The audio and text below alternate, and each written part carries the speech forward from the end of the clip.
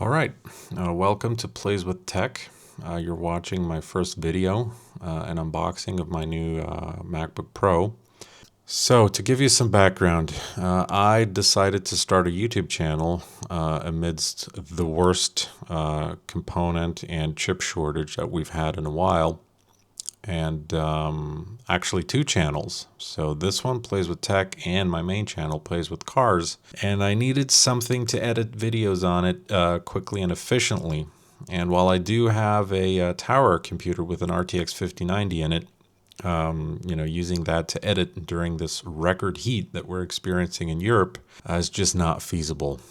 So in addition to all that, Apple decided to raise prices this week due to the chip shortage, and because I've always wanted a MacBook Pro, that really put a damper on things. So what did I do? I decided to check prices locally and shop around locally, and lo and behold, I came across a clearance deal from a local retailer here in Switzerland that had for sale a brand new MacBook Pro 16-inch M3 Max with 48 gigabytes of memory and a 4 terabyte SSD. And it was listed for $3,000, which is still a lot of money, but compared to speccing the exact same machine brand new at Apple, that's going to cost almost $6,000.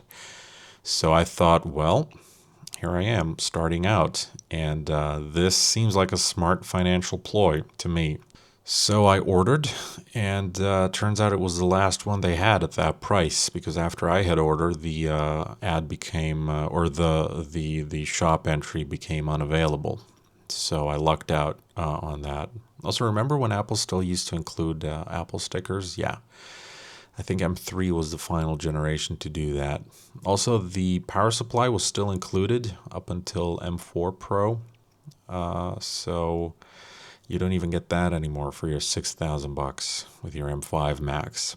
So why this machine in particular? Well, all the specs made sense to me, and it looked like it would be a great fit for my use case, which is editing 4K 60 FPS footage in DaVinci Resolve and uploading it to YouTube.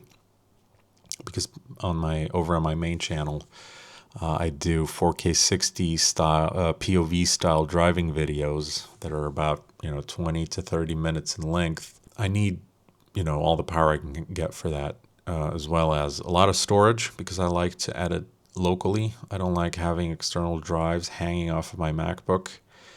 I always hate that. That's just my preference, but whatever. And here I am.